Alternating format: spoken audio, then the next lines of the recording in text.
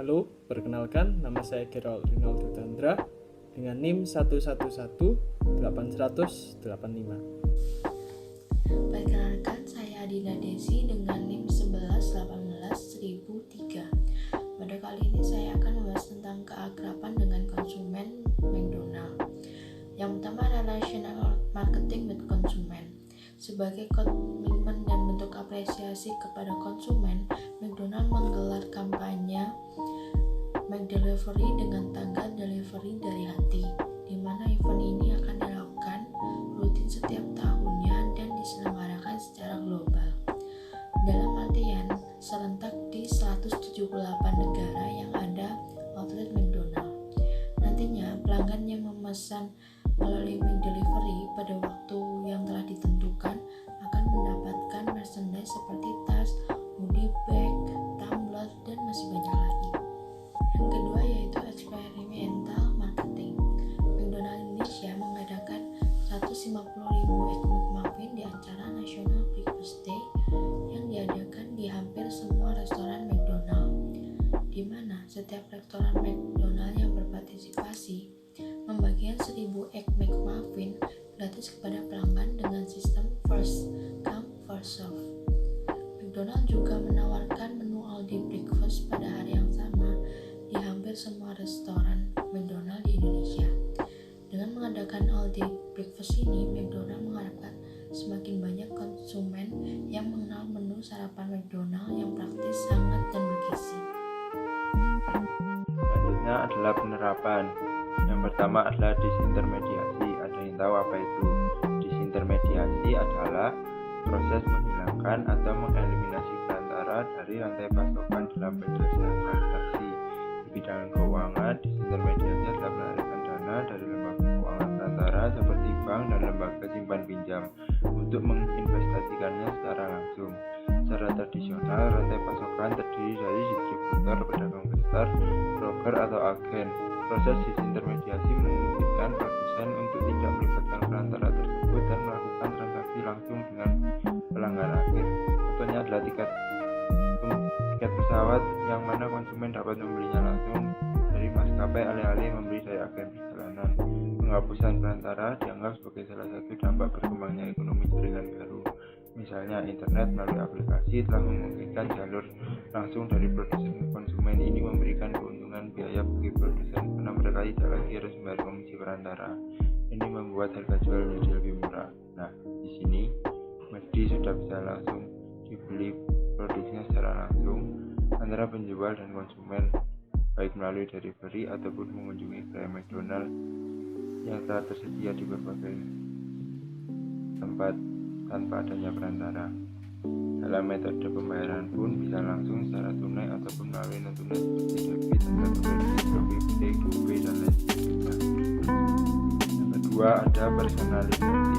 Personalisasi adalah pemesanan yang bisa dilakukan secara langsung dengan memesan di kasir dengan cara melihat menu melalui interaksi komunikasi langsung secara intens dengan pihak kasir, di mana konsumen juga dimudahkan memilih menu melalui saran dari pihak kasir bila bingung akan memesan apa. Nah, melalui hal ini pun dapat menjadikan konsumen merasa nyaman dan dimudahkan dalam pemesanan produk makanan. Selanjutnya, McD juga menyediakan McD App, aplikasi untuk mempermudah konsumen dalam membeli produknya.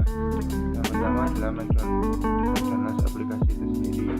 Nah, di sini McDonald's aplikasi berfokus pada promosi langsung dan iklan-iklan dari McDonald's untuk pembelian melalui aplikasi dengan memenuhi gerai secara langsung. Mereka dengan sistem kode promo dalam aplikasi yang dapat langsung digunakan agar dapat membeli dengan harga yang murah. Hal ini dilakukan menarik minat konsumen. Kemudian di sini dapat dilakukan baik dine-in ataupun drive-thru. Aplikasi ini bisa di-download di Play Store dan App Store. Yang kedua ada namanya McDelivery aplikasi. Aplikasi ini berfokus pada penjualan delivery produk dari McD, di mana pemesanan bisa melalui aplikasi langsung yang dapat di-download di Play Store dan App Store ataupun website secara langsung dengan pembayaran yang fleksibel, seperti bisa bisa melalui GoPay ataupun debit dan kartu kredit, disertai promo-promo yang beragam setiap harinya demi menarik minat dari pelanggan. Pada dasarnya, aplikasi McDonald's dan McDelivery sendiri dibuat demi menarik minat konsumen agar dapat meningkatkan penjualan. Selanjutnya ada pengaruh penggunaan data terhadap pelanggan. Apa sih keuntungan yang kita dapat dari data pelanggan? Sebelumnya, data pelanggan didapat dari mana? Data pelanggan didapat dari melalui aplikasi-aplikasi McDonald's dan McDelivery. Nah, mereka yang akan menggunakan aplikasi ini diwajibkan mengisi data-data seperti email, data diri, tanggal lahir, dan lain sebagainya. Nah, setelah itu mereka akan diminta memberi rating setelah menggunakan aplikasi tersebut bila berkenan. Nah, apa sih keuntungan dari menggunakan data pelanggan? Nah, itu sendiri mengetahui rating atau tingkat kepuasan dari konsumen. Dengan adanya pembelian melalui aplikasi atau website pihak McDonald's dapat menampung tingkat kepuasan dari pelanggan melalui adanya fitur pembelian rating pada aplikasi McDonald's dan McDelivery. Nah, melalui hal ini dapat kita ketahui dengan rating yang tinggi kita dapat jadi lebih mengetahui apakah produk dari McDonald's ini bagus atau tidak melalui tingkat kepuasan pelanggan yang dapat menarik minat pelanggan baru bila memiliki rating yang tinggi. Sekian dari saya, terima kasih, akan dilanjutkan oleh teman saya. Oke, lanjut kepada yang terakhir, ada siklus hidup pelanggan. Nah, di siklus hidup pelanggan sendiri terbagi menjadi 5 tahap. Yaitu yang pertama ada tahap reach atau menjangkau, yang kedua ada acquisition atau memperoleh, yang ketiga ada conversion atau merubah, yang keempat ada retention, dan yang terakhir ada loyalty atau loyalitas. Nah, di tahap yang pertama, McDonald's sendiri menjangkau dengan cara menentukan target pasar mereka atau segmentasi pasar mereka. Contoh nih, salah satu contohnya adalah anak-anak. McDonald's sendiri memiliki produk yaitu Happy Meals yang dicondongkan kepada anak-anak, karena di dalam produk Happy Meals sendiri terdapat makanan yang bernutrisi serta mendapatkan bonus mainan yang membuat para anak-anak senang dan bahagia ketika mendapatkan Happy Meals itu sendiri. Lanjut kepada tahap yang kedua, ada acquisition atau memperoleh. Nah, di sini gimana caranya McD untuk mendapatkan calon pelanggan, yaitu dengan mengenal calon pelanggan mereka. Nah, calon pelanggan di sini adalah orang yang baru pertama kali ke McDonald's. Nah, di sini para tim sales dan marketing sangatnya gencar untuk melakukan penjualan. Karena kenapa? Sasaran dari mereka adalah orang yang belum pernah ke McD. Nah, ini mereka melakukan penjualan yang sangat hebat. Lanjut kepada tahap yang ketiga, ada conversion atau merubah. Nah, di sini maksud dari conversion atau merubah adalah ketika si calon konsumen yang baru pertama kali ke McDonald's itu menjadi seorang konsumen. Kapan sih kita bisa tahu kalau orang ini menjadi seorang konsumen? Ketika orang ini melakukan pembelian pertama kali atau melakukan transaksi pertama kali di McDonald's itu sendiri. Lanjut kepada tahap yang keempat, ada retention atau pembelian berulang. Dan yang terakhir ada loyalty atau loyalitas. Di sini bagaimana kita tahu kalau orang itu mempunyai loyalitas yang tinggi kepada McDonald's? Nah, contohnya ketika kita hendak membeli kentang nih atau membeli es krim atau burger, kita tanya nih ke teman kita, kentang yang enak atau burger yang enak atau es krim yang enak di mana ya? Lalu ada salah satu teman kita menjawab, itu aja, coba kentang daripada McDonald's atau es krim daripada McDonald's. Nah, di sini kita dapat mengetahui bahwa orang tersebut telah memiliki loyalitas yang tinggi terhadap McDonald's itu sendiri. Oke. Chapter 6, membuat dan mengatur jaringan bisnis dan penerapannya pada McDonald's. Pencapaian tujuan Customer Relationship Management dapat dicapai jika perusahaan mengelola dan mengembangkan jaringan bisnisnya yang terdiri dari supplier, partner, investor, dan karyawan yang ada dalam suatu perusahaan McDonald's.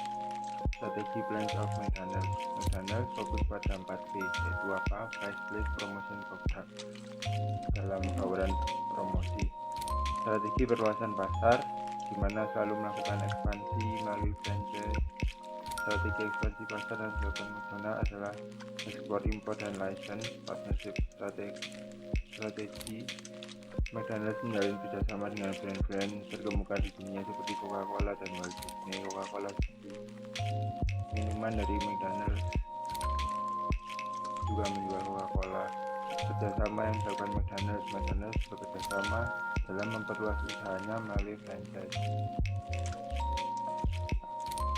Prinsip manajemen jaringan yang pertama, jaringan pemasok. Sebagian besar bahan baku produk McDonald's di Indonesia adalah berasal dari bahan baku lokal.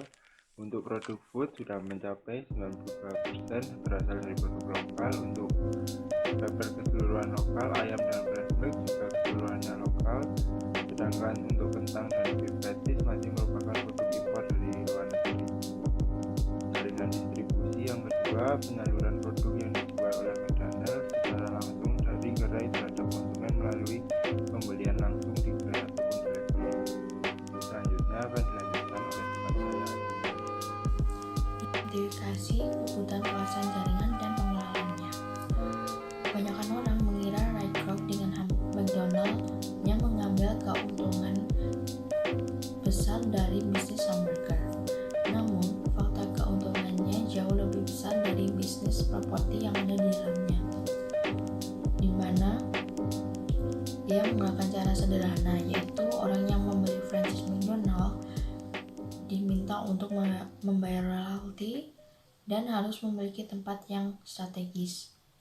Jika pihak calon franchise bisa menyediakan lokasi yang strategis, pihak McDonald akan membelinya, lalu pihak franchise diminta untuk membayar sewanya kepada pihak McDonald. Berikutnya yaitu prinsip manajemen jaringan. Yang pertama, B2C. B2C atau business to customer merupakan bisnis yang melakukan pelayanan atau penjualan barang dan jasa kepada konsumen perorangan atau grup secara langsung. Pada McDonald, ia melakukan penjualan dengan berbagai menu, di mana terdapat paket family, breakfast menu, dessert, drink, dan happy meals. Berikutnya yaitu B2B. B2B atau business to business adalah jika produk atau jasa dijual dari satu perusahaan ke perusahaan lain. Contoh, McDonald bekerja sama dengan perusahaan minuman yaitu Coca-Cola dan teh botol Sosro untuk domisili McDonald di Indonesia. Oke, lanjut kepada bagian franchise. Di sini McDonald menawarkan dua jenis paket kemitraan untuk para pebisnis yang tertarik bergabung dengan jejaring bisnis waralaba. Yang pertama ada New Franchise Restaurant. Jenis New Franchise Restaurant ini umumnya untuk mereka yang sudah memiliki dan pernah mengoperasikan restoran McDonald's sebelumnya. Artinya, para pebisnis pemula sebaiknya tidak disarankan untuk memilih paket kemitraan ini. Dan yang kedua ada Existing Franchise Restaurant. Umumnya para pebisnis baru memasuki sistem kerjasama kemitraan dengan McDonald melalui jalan paket Existing Franchise Restaurant ini. Istilahnya paket ini dipakai untuk belajar menjadi pebisnis waralaba McDonald's yang benar-benar sukses ke depannya. Lanjut kepada bagian selanjutnya ada aliansi antar perusahaan.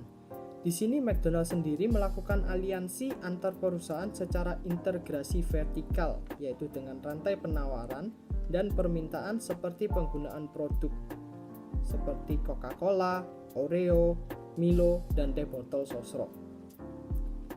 Lanjut kepada bagian selanjutnya ada internal marketing dari McDonald.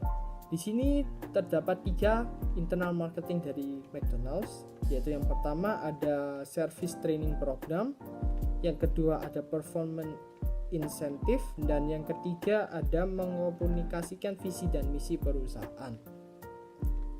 Nah, untuk service training program sendiri, McDonald memiliki program pelatihan untuk para karyawan dan staf yang baru masuk ke McDonald's agar nantinya ke depan mereka memiliki skill yang baik untuk melayani di restoran McDonald's sendiri. Dan yang kedua ada performance incentive. Di sini McDonald menyediakan insentif bagi para staf dan karyawan mereka tergantung dari performa kerja mereka selama setahun, sebulan atau selama periode kerja tertentu. Dan yang terakhir ada mengkomunikasikan visi dan misi perusahaan. Mengapa mereka melakukan komunikasi visi dan misi perusahaan? Agar nantinya para karyawan dan staf mengerti apa sih visi dan misi perusahaan itu sendiri, agar nantinya karyawan dapat menjalankan visi dan misi daripada McDonald's itu sendiri. Lanjut kepada bagian yang terakhir, di sini ada pemberdayaan perusahaan. Di pemberdayaan perusahaan McDonald's sendiri, McDonald's telah menginvestasikan uang yang cukup banyak dalam teknologi artificial intelligence untuk membantu para staf dalam bekerja sehingga dapat membantu dalam penghematan waktu dan biaya tenaga kerja. Contoh daripada artificial intelligence di McDonald's adalah mesin yang dapat mengorder dengan sendiri ketika kita sentuh menu-menu yang ada di dalam artificial intelligence itu sendiri. Itu adalah salah satu contohnya.